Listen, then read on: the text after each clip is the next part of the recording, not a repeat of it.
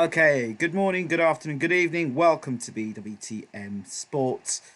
Don't forget to hit the subscribe button and the notification button. Membership 2020 on YouTube. Make sure that you're subscribed so you'll get notified. And make sure you got the notification bell hit on the right hand side next to the subscribe button. Hope you enjoy the show as always. So we are back again. Good morning, good afternoon, good evening, wherever you are in the world. Welcome to indeed BWTM Sports. Lots to talk about, and we'll try and get into it as quick as possible. Right, first on the agenda, this guy. And this is a perfect example. Right now, I'm going to explain to you why often I get like DM messages or it's certain inbox messages or comments on the comment section, real silly comments. People say to me, I thought you were a Fury supporter. I thought you really liked Tyson Fury. Or I thought, the things you say about Tyson aren't fair. They're not correct. They're not right. Okay.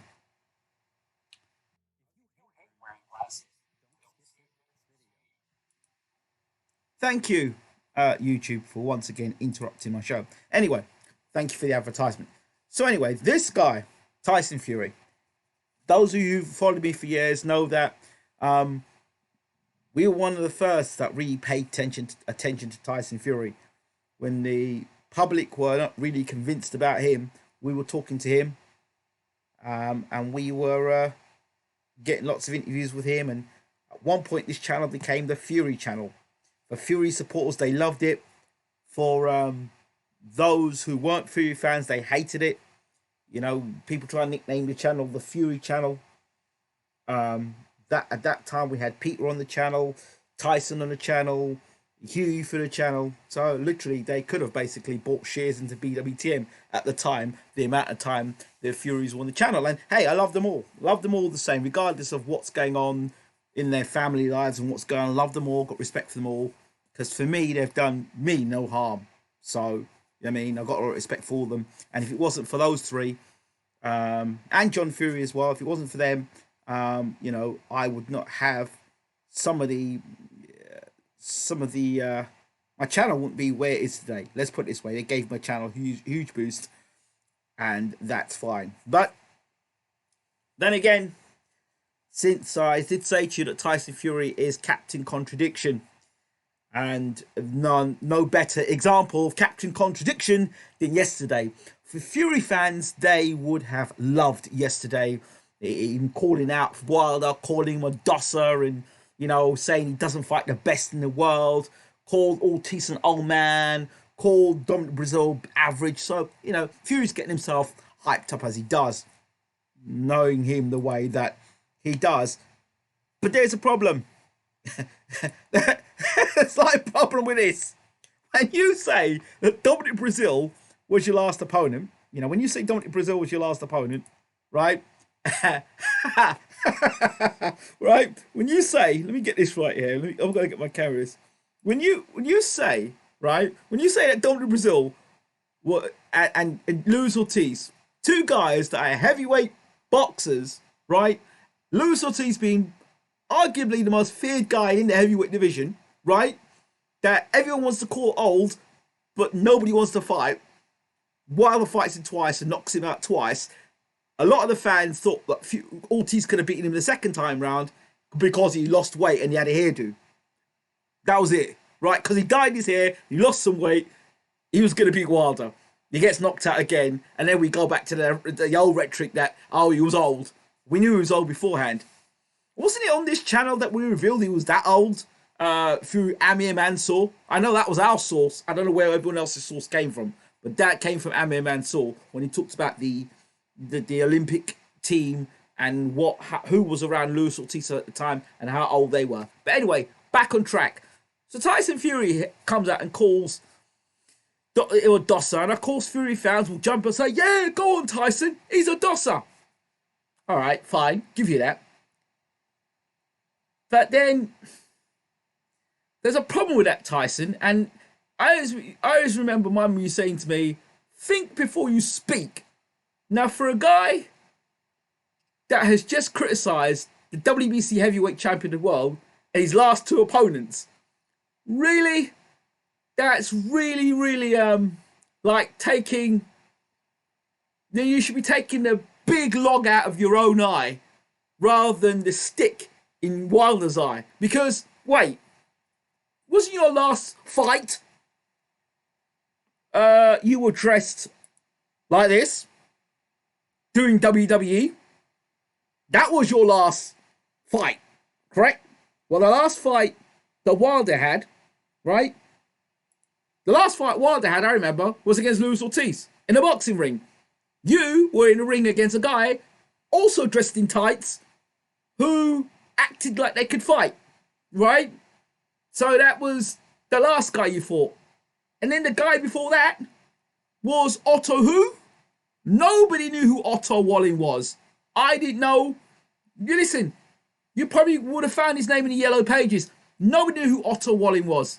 And you were going life and death with Otto Walling. Yeah? Life and death with Otto Walling. An unknown. As Lennox would say, unknown. Unknown. That's who you're going life and death with. And then you're turning around saying Wilder and his last two opponents. Come on, man. Come on. And the thing is, you're cheapening your opponent. Because if you're calling Wilder a dosser and a basketball player and getting dropped by him, right? And then you're switching trainers as well, right? There's that. And then you're asking Joshua to come in and spar with you to prepare you for Wilder. Hey, if Wilder's that bad, if Wilder is that bad, then truly, you don't need the unified heavyweight champion of the world to be helping you spar. Truly. I mean, that don't make sense to me, but I mean, logically might make sense for Fury fans. But anyway, that is another example of Captain Contradiction right there, spouting off. I love Fury. He's funny, but don't take him serious about anything he says. Really don't take him seriously. I noticed still no announcement for Wilder versus Fury 2. There's maybe a huge announcement. We're still waiting for it. Maybe we'll get it closer to the end of Christmas, early New Year. I don't know. But the fight's February 22nd. People are beginning to wonder what's going with the announcement. So anyway, it has been announced today for Arsenal fans. I believe that Mikel Arteta is the new Arsenal manager. Just thought I'd slip that in. And while Carlo Ancelotti was unemployed and was looking at Everton. Yeah, that's typical of Arsenal. Anyway, so I'll just add that there. I know some people are not going to agree with me what I'm saying. Stop hating. Wilder's good, but Tyson is great. Yes, he's great. He's great. He really is great. He's fabulous. Yeah. I love Tyson. I love Tyson. It's just a goal. It's the way what he says. He gets away with it. And people just, they just don't put they don't put the 50% and 50% together to make 100. They somehow get to 75%. But anyway, I don't know. Like, the best way to describe this is this. Let me get my camera out. Like, the best way to describe it is this. You know, if you say if 50% of Fury is saying that Wilder's a dosser and skinny and can't box, and then 50% of Fury is saying that Joshua is a blown up weightlifter, a pumped up weightlifter, and he's not very intelligent, and he's smashing with one hand behind his back. You put 100% together. If you listen to Fury, you'd think he doesn't have to train for any fights whatsoever. The reality is that Tyson Fury is training his nut off for this rematch against Wilder. And don't sit there and think for 1 second he's not, right? Don't think for 1 second that he is not. So let's just clear that up automatically and get that cleared up. Right? Let's clear that up. That's it. That's it, Asgard. Get in the room, troll the room, Asgard. Get people turning over. That's what we need. No, wait. We're not blaming Fury for the lack of announcement. Let's hold the blame where it belongs. Don't try and change it like typical Fury fans do. No, don't. Who did that? Don't Hamza, don't do that to Asgard. Asgard's good people, man. It's all right. Let Asgard talk. Let Asgard talk, man. Let Asgard talk. We need the hype in the room, man. We need him in the room. Don't do it to Asgard. Asgard's good people, man. He is. He's Captain Contradiction, like I said before. Captain Contradiction and Captain Copyright. Joshua and Fury. Anyway, let's move on to something a little bit more interesting. This fight. Now. This fight. Charlo versus Harrison versus Charlo 2 for the Super Welterweight World Championship. A real fight. Real bad blood. And I believe it is bad blood. I don't think this is mixed up or they've got any... they just generally don't like one another. And here's where it is with these two guys, from what I see. Again, you can clap later. On this channel, Tony Harrison, we spoke to before he became champion, and we told you he'd become a world champion. All right? He's now champion. If you want to hear the Tony Harrison interview, how he got into boxing, and his journey towards becoming champion, have a listen to the interview on the channel. We did the interview with him just before he fought Joe Hurd. I thought he was going to be Hurd that night.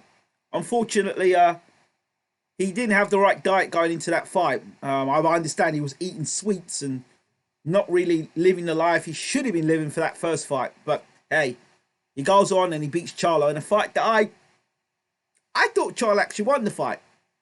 It could be arguable that the other Charlo got beat by Korobov. Arguable. Anyway, the problem with this rematch for Charlo is this. Anger aside, trash talk aside, Tony Harrison is a well-schooled boxer. He comes from the Crunk Gym. He was training with... Was it the Crunk Gym? With Emmanuel Stewart. He was training with Emmanuel Stewart. Trained with guys when he was younger. I think he trained with Tommy Hearns when he was younger. Tony Harrison is the real deal. The guy can box. He's got good pedigree in boxing. You know what I mean? James Adebashir warned us of Tony Harrison. And Charlo, if Charlo thinks he can go back in the ring and do the same thing again, he's going to get beat again. And the fact that Harrison's already inside of his head is something as well. I believe if Charlo wins this fight, he's got to drop and he's got to stop Harrison. I mean, Harrison's been knocked up before. Hurd did it, and Harrison's got a good, decent chin, but but Charlo's got the power to hurt him and drop him, I believe. But this will be a very good fight. Charlo's got to knock Harrison out. I believe Charlo's got to knock Harrison out in this fight. Harrison can punch himself as well, so it's a great fight.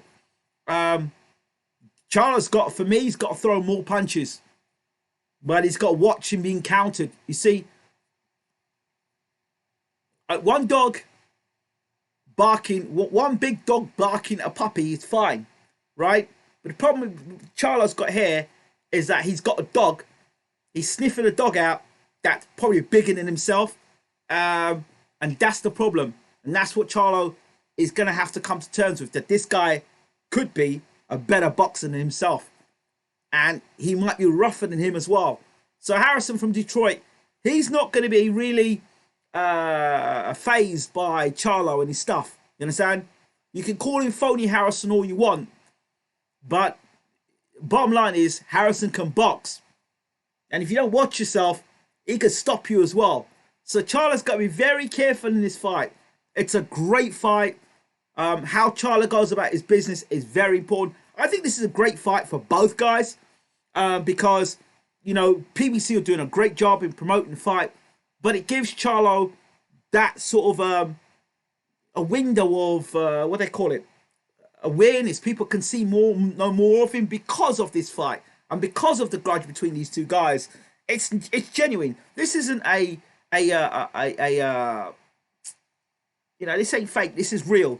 Remember Charlo when he was almost crying because he lost his belt? Like a little boy, he was crying, and Harrison really rubbed it in. Do you remember that? Do you remember all that? So this burns deep. You know, this burns deep. Charlo's going to want to reclaim the crown and say it was just an off night. Harrison's going to say, you know what? This is my opportunity. This is my time. So I believe Harrison should come in, better than he was the first fight. Having said all of that, based on the Andy Reese situation where you get longer to train, but you're coming to condition worse. I don't know. We are talking the welterweights now, so light middleweight. So I expect both guys to be in great shape, and I expect a great fight. I actually expect a better fight the second time round than the first time. It's going to be interesting to see if Charlo can make the adjustments to beat Harrison, and what Harrison does now as WBC champion, whether he's improved his game that much more, and he's going to use all that experience he's had previously to really solidify himself as one of the best light middleweights or super welterweights in the world today. He has to adapt his style. You know what I mean? You can be as emotional as you want, but that when you get emotional, you burn up a lot of energy. You understand? And you make mistakes because you're just looking to knock a man out, and you're winding up your punches, so you're really tense. So when you try to load up and throw big shots, you leave yourself open to be more countered as well. So, not about intimidation. Well, I do believe it is about intimidation. Intimidation doesn't just mean about standing up to a man and looking at a man in his face and going, "Oh, I'm bigger and I'm better than you." Intimidation can be in the mind, where you could turn around and say, "You know what? I beat you the first time, and then I'll beat you again. I'm not scared of you." Do you know what I mean? What you have lived off, or what you've done to other opponents, doesn't intimidate me, which can be an intimidating factor to the guy that usually is the bully getting bullied. Do you understand? That's a different form of intimidation there. That's a different type of intimidation. You got intimidation where you look a man down and the man feels scared of you because he knows more than you, or he bettered you. There's that sort of intimidation. And then the intimidation where you think you're the dog, and then you find out that, hey, there's a bigger dog out there. And you're intimidated the fact that that dog is bigger. So you find out now that dog, before you weren't intimidated, but now you're intimidated because you got beat by that dog, and that dog could beat you again. That dog could put you way back down the pecking order. That's another form of intimidation. You understand? So, very interesting. Very, very interesting. Let's see what people are saying in the room. Only one Tyson Fury. I remember you and Dwyer who gave Fury a shot against Vladimir. I said he beat Vladimir. No one else was rating Fury at all. Exactly, it's true. LOL, both guys fought for titles before. Schwartz and Walling were fetched from the wilderness. Yellow Pages, I think. Bashir calls him Rent-a-Bum. I'm not going to say that, but Otto B. Walling. Fury is a clown, and I think he's back on the clock. Oh dear. Oh dear. Wilder hit Tyson Fury so hard, it hurt Ben's feelings. Look, guys, you funny, but come on. Come on, guys, stop that. The lack of announcement can't be all blame on Fury. Nobody said it was. When Super Bowl commercials start, yeah, that would be something. That'd be good. Fury and Wilder were a draw. Okay. Fury speaking 100% truth. LOL, as always. A linear champ. His line goes back no further than Vladimir. Okay, Hamza, LOL. Fury's biggest contradiction. Joe Blow says, is Fury a shot fighter? I think he's in decline. Personal opinion. But, hey, I thought Joshua was shot myself. But he went and did what he did. I guess we still don't know because Andy Ruiz in such dreadful condition. We still don't know. So, was that the real Asgar? Figured it was an imitator. No, it's him. It's definitely Asgar. I know Asgar. Harrison been clowning Charlo in all the presses. Yeah, he has been. That's the thing. He's been entertaining dude outside the ring. Yeah, Harrison is very entertaining. He's good for the sport. Charlo should have won the first fight. Yeah, bad blood. Finally. Yeah, we do have bad blood and genuine bad blood. Not your typical Friday night bad blood in association with Hype Room. This is proper bad blood. Hopefully Charlo goes to the body in this fight. Okay?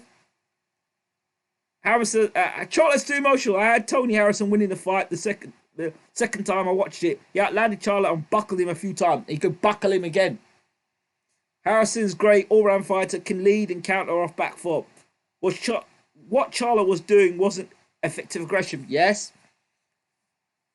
Charlo is going to punish Harrison in this fight. He might do. He might get punished himself. Harrison is a very good fight. One thing I noticed across boxing, and a lot of boxing, and it's becoming more and more, we have a lot of lazy people in boxing. We have a lot of lazy people in media. Let me get where's my camera again? Let me get myself back on camera.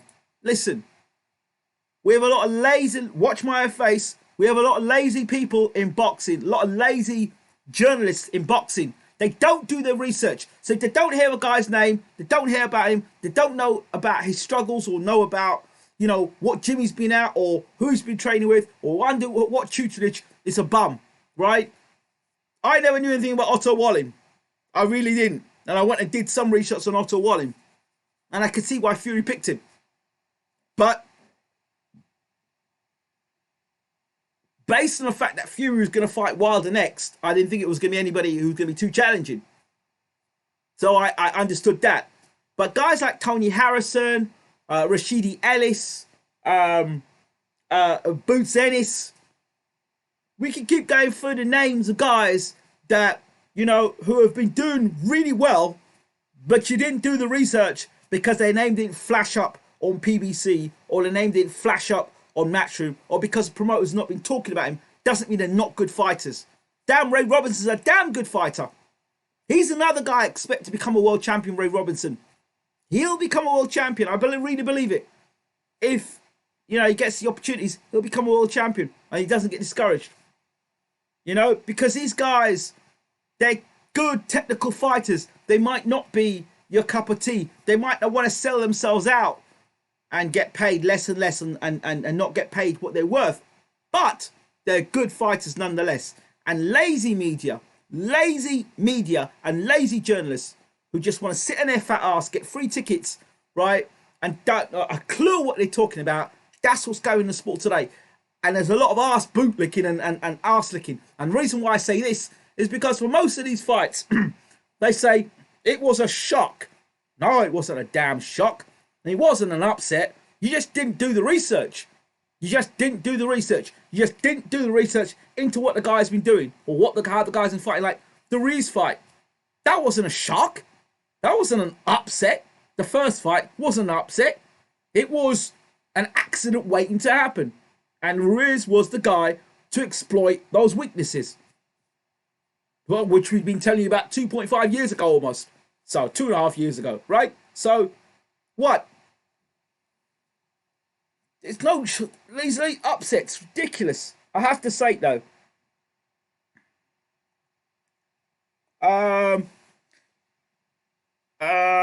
Asgar says, big shout out, Dante Dixon. Yes, Dante Dixon, soon to be super featherweight champion. Okay, remember the name, Ellis Hopkins. Yeah, beautiful young lady. It's got some good hands in her. Asgar's working with her, and Ellis, whenever you want to come on the show, love, you're more than welcome. But there's a fighter that I am looking at the moment. She's got very, very good hands. Very good fighter, unbeaten. And for me, I believe it's going to be a future star. Future star. She's sparring world-class fighters week in, week out, traveling around the world, getting world-class sparring. I'm not going to say much more about her, but she's great. My kind of fighter. And that's all I'll say about her. Very, very good fighter. But Ellis Hopkins, shout out to you. Charlo needs to get back to boxing and stop thinking TKO everyone. He was the Charlo who was known for his boxing ability. Then he got with Derek James. Derek became a power puncher. I mean, he set down his punches more, most probably. And then Danny Brown responds to Hamza saying, yeah, I agree. He needs to go back to his older style, keep it smart, and don't force the openings every time. That's what happens when you keep watching knockout highlights of yourself over and over and over again. Like that knockout was the knockout of which one knockout was that? Was that the knockout of the current champion? Oh, I forgot his name again. But anyway, that knockout where you threw the uppercut and knocked the guy down. Well, I think that's the one where you keep seeing that over and over and over again. It's a sweet knockout. but you actually believe you can do that to everybody. And there's only one guy who really does that stuff, and it's Deontay Wilder. Um, the Movement Boxing Podcast agreed. If Charlo wants to win this fight, needs to go to touch Harrison's body and stop headhunting, like you said. Charlo thinks he's a K artist. It's making him predictable. Rashidi's nice. Had him beating Kelly. Yep, that's my boy. Of course, I told you he was going to beat Kelly. Get the smoke early. Exactly. He caught a bunch of guys like Lubin, but he won't keep his KO streak if he doesn't add some streak to his arsenal. That's because Tony Harrison is a more experienced fighter. He too could get knocked out if Charlo times him right. But it's just... he's obsessed with being a bigger name instead of improving his game. I like that. I like that. It's a nice saying. So yeah, I don't want to spend too much time. Oh, one more thing I want to talk about tonight very quickly. It pains me to look at this. This guy here. Is he not a drug cheat? Is he not a drug cheat? That's okay. You know, but we can contradict ourselves and promote drug cheats, even though they're, you know, as long as we give it the okay, you can be a drug cheat. Listen, see this guy here? I said, listen, watch me when I say this, yeah? Clearly. I want to make sure, I want to get this on it. Which camera do I turn to? Which camera do I turn to? Right. Danny Jacobs. I don't want to see another one of your stink fights again. Period. I saw you against GGG. I gave you the benefit of the doubt, okay? I saw you stink out the joint against Canelo, right? And then, before that, subsequently, I saw you watch in fights that you stunk out the joint and looked terrible. Now you're going to fight Julio Cesar Chavez Jr. in a fight that you shouldn't even be in, against a guy you shouldn't even be fighting. Right? You should be taking a fight. Me, you should be fighting that guy. But, okay, you Danny, I'll take anything, Jacobs. Go ahead. But, what is so great about Danny Jacobs? Because somebody tell me what is so great about Danny Jacobs. What is so great about him? What does he do fantastic? Is he a huge puncher? Has he got great footwork? Has he got superior, great boxing ability? Does he razzle dazzle? What is so great about Danny Jacobs? I don't get it. I don't see it. I didn't see it in the GGG fight. I didn't see it in the Canelo fight. I haven't seen it in subsequent fights. And I'm not definitely going to see it against Julio Cesar Chavez Jr. I mean, what is the fuss? I'm not watching the fight. Period. I'm not watching Danny Jacobs. Garbage.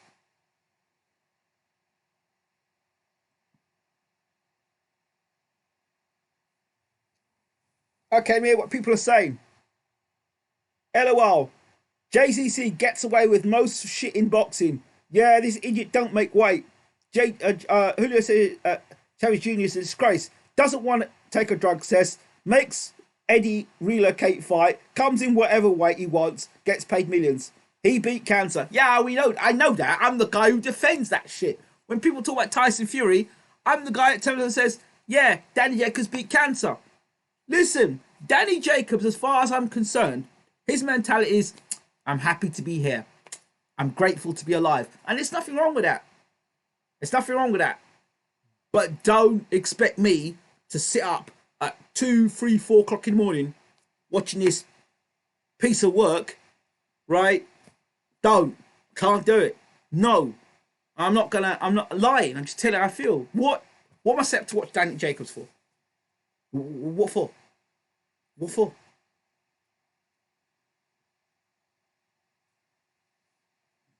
Isn't it the first time he's failed skip drugs test or come in overweight? No, it's not the first time. Has the biggest ears since Dumbo. I believe he got fined 1 million, but I agree with you. I think Eddie's thinking who says he's going to bring a Mexican fan base to the zone. Really? Yeah, to be fair, that was higher fine than I was expecting. And I think people sympathise with Danny because he beat cancer. Yeah, okay, he beat cancer. How many years ago? Now, were you going to talk about it when he fought Golovkin? Well, are you going to talk about it when he fought Canelo? I mean, he beat it. Yes. You know, Fury had mental health problems, but he also put things up his nose and came in over. He was overweight because of his own undoing. But what? I mean, yes, great. But is that going to be The line that, okay, Danny Jacobs overcame cancer, great, fantastic, the miracle man, that's a miracle, and I appreciate that. But now we're talking boxing. What what have you done for me lately, Danny Jacobs?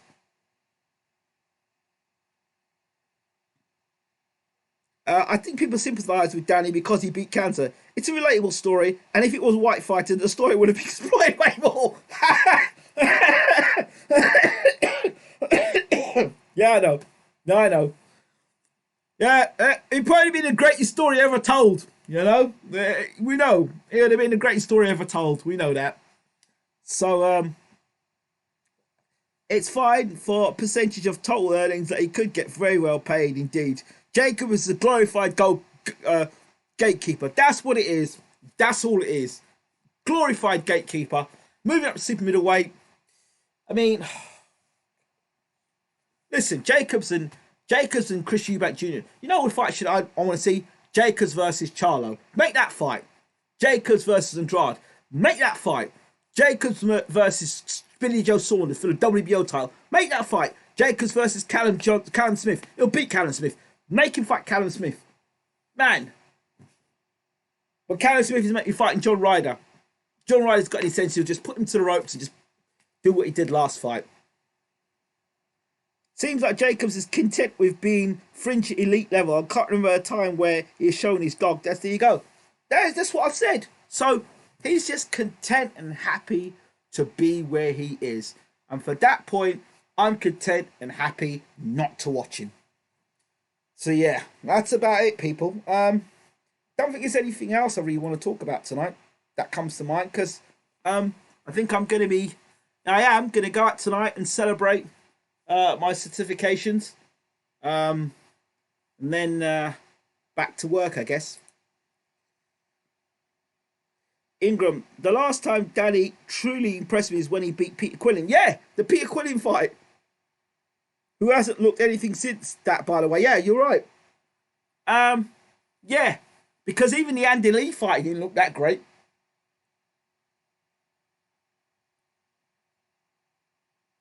I think not. Yeah, I think it was in his contract that Julio Cesar Chavez Jr. could have anticipated what was going to happen. It doesn't matter how long he beat cancer. A lot of people don't beat cancer and die.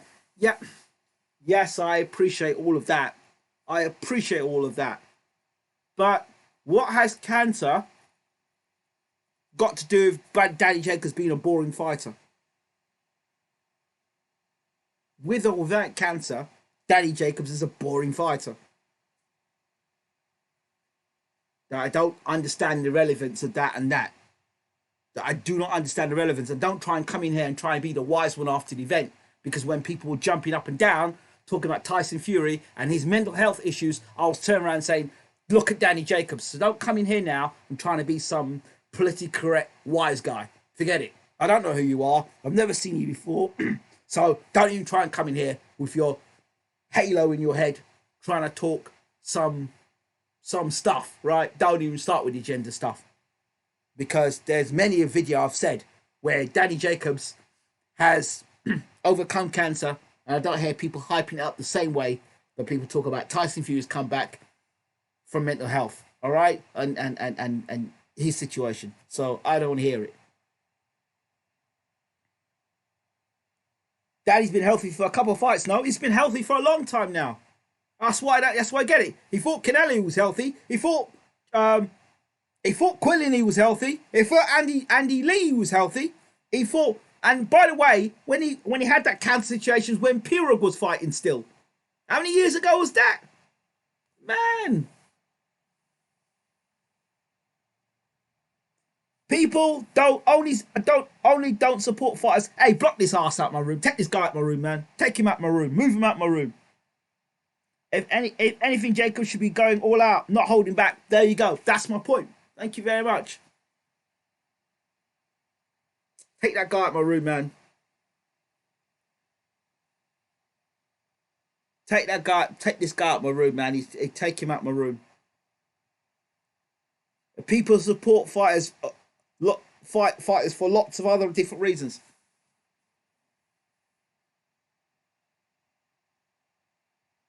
Because they can fight.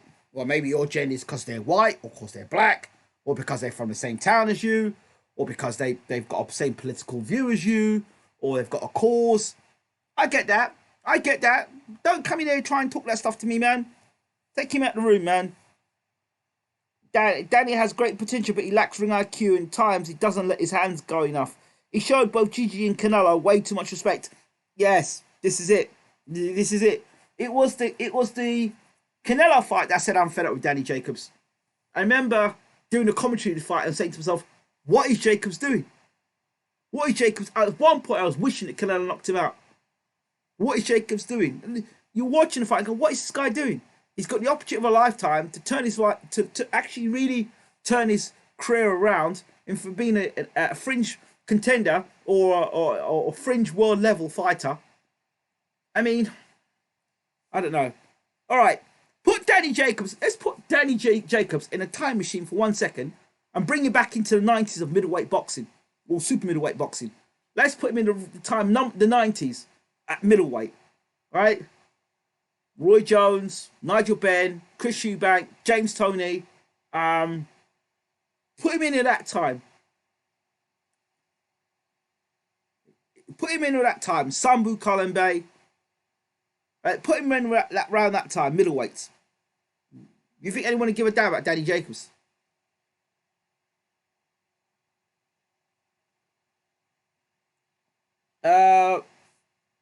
Andrea Rosier said that Danny hasn't been trained properly. According to Andrea, that's the main reason why they parted ways a while ago. There you go. Has Danny ever shown any more than one style? No. Can't remember him making many adjustments during fights. Fighters should put in an effort. Danny Jacobs won't do it. You have to be good to beat Chisora unanimously twice. Best wins for Fury were Chisora.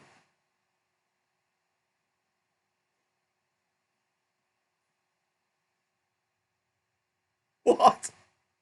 What? What? What? George Michael, you usually talk a lot of sense, but how does you have to be good to beat Chisora unanimously twice? Got to do Danny Jacobs. What?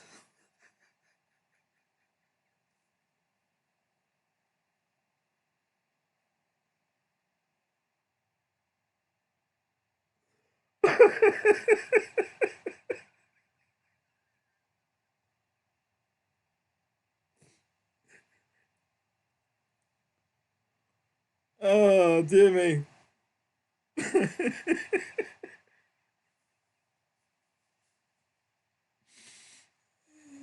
Yeah, add B up to the mix as well. Oh yeah, and add Kelly Pavlik and add Jermaine Taylor as well. Add them guys around. Um, I always thought the Miracle Man should employ Virgil Hunter. 90s middleweights were supreme. Oh yeah, oops.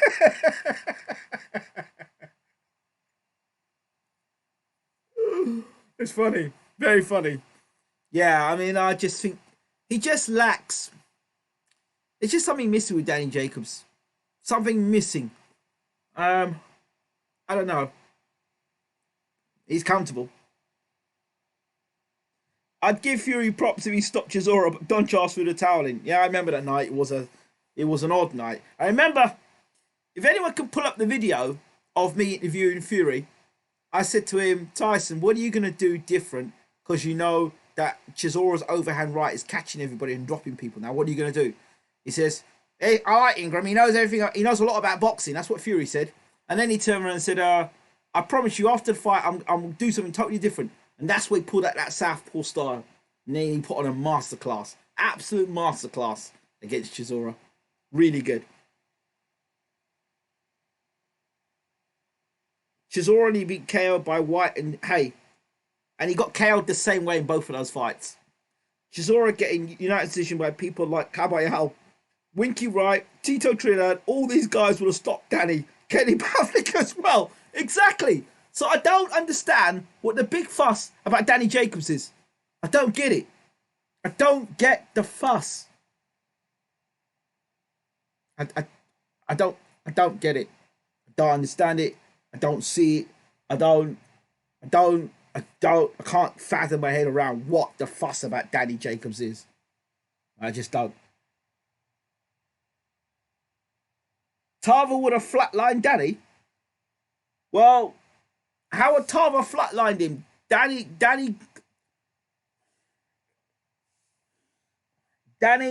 is a middleweight, super middleweight now.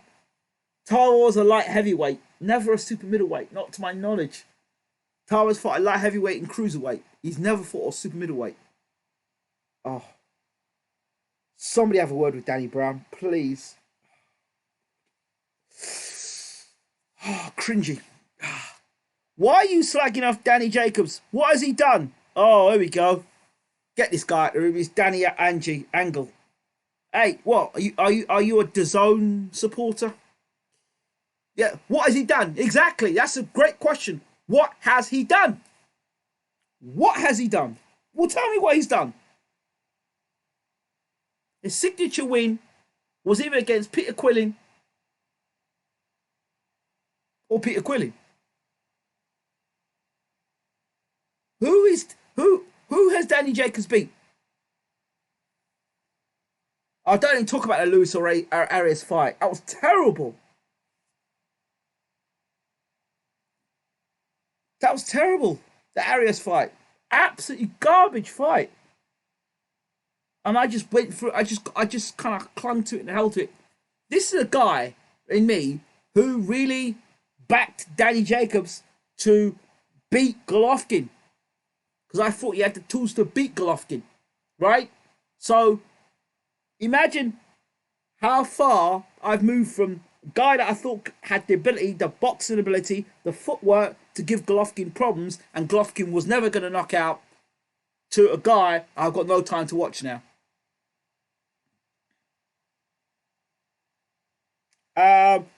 Danny lacks Lin Orienko temperament. I don't know if it's all that. I just don't think he's that good. I don't think he's that good. And that's a contradiction right there, because I thought he beat Golovkin. But I didn't think Golovkin was that great anyway. I think he was a good fighter. But I think Abel Sanchez made him greater than anything. It's a good fighter. I don't get it. You don't need to get it, son. You don't need to get it. You might not get it. Look, I don't get why people think Danny Jacobs is world class. I don't get it either. So you don't get it. I don't get it. We don't get it. He's a good fighter, all right, but he's not anything spectacular. And Charlo, little Charlo, has got a big fight now on Saturday night. That's going to be a signature fight for him. Win or lose, it's still a signature fight. Big Charlo needs to have a signature fight. Andrade needs a signature fight. Billy Joe Saunders needs to have a signature fight. Yeah, these guys need signature fights. He did beat GGG, but he gave GGG way too much respect. Danny made the fight closer than what it was supposed to be. I thought he beat GGG as well, but they didn't give him a decision. All right, so yeah, they didn't give him a decision. So I can't. So you're criticizing him for not being that good? Oh my word.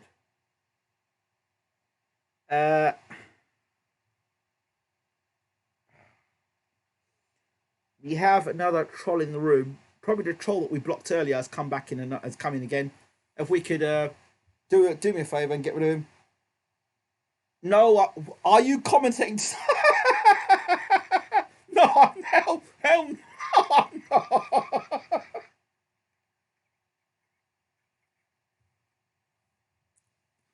BJ, you funny. You are funny. Would you like to see... No. God, no. You know who Danny Jacobs reminds me of? Ryan Burnett. Oh, God. Oh, my word.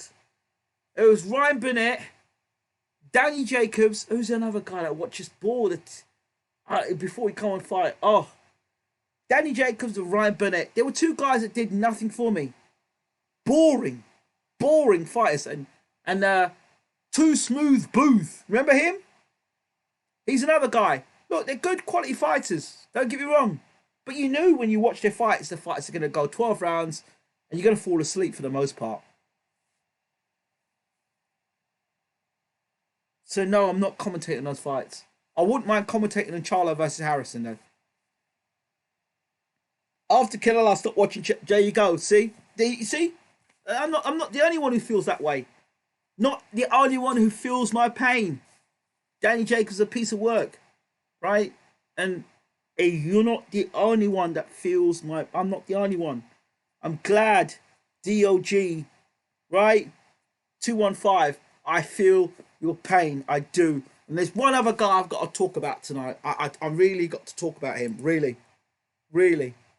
I've had a lot to say about a lot of people, but this dude here, right?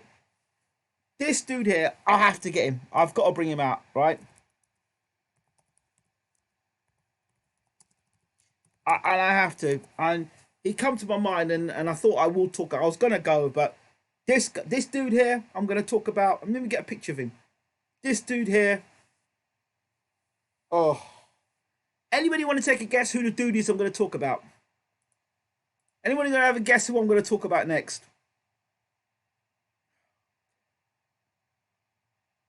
Let's see if anyone can guess who the dude's gonna be I'm gonna talk about. But this dude here is close to unbearable. Like, when you talk about unbearable, it's this dude. And there's a guy, his career, I liked. But unbearable? Nah.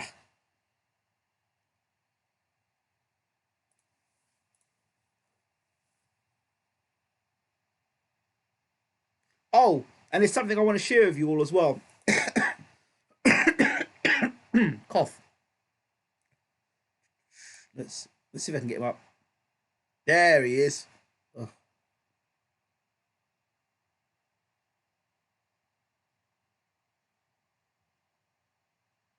oh dear. Yeah, that's him. So the next person I'm going to talk about tonight on my rant list is, take a guess. Come on, Ryan Burnett. Yeah, I know. Take a guess who's on my hit list for tonight. Another guy who's making a lot of news recently.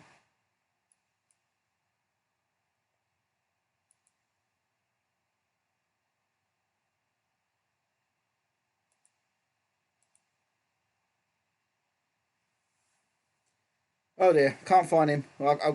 Anyway, I'll just talk about it because I can't remember to upload his picture. Right, the guy I'm going to talk about is Timothy Bradley.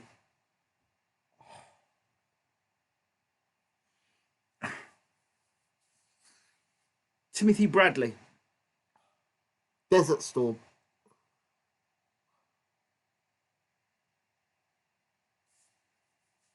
Where does one begin with Timothy Bradley?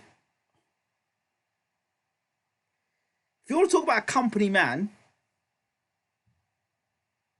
like, I think Timothy Bradley is the UK version of Johnny Nelson. I love Johnny, but company man. And it's embarrassing. You know, it really is embarrassing.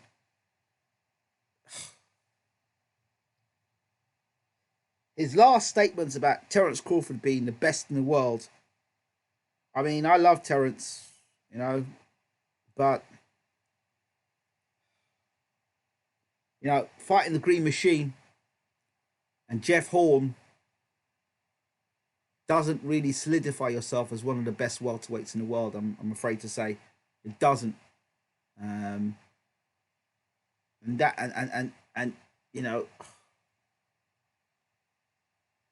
I don't know where to be. I don't know where to begin with Tim Bradley, so I won't. I'm gonna leave it right there. But Tim Bradley, you should be ashamed of yourself. You really should. You should be ashamed of yourself. It's not good. So not good at all. But anyway, I'm coming to the end of my show. Have a really good night tonight, and hopefully I'll be back tomorrow night. I'm going to go out tonight and celebrate the two courses that I've passed, and looking forward to a great 2020. Thank you all for watching.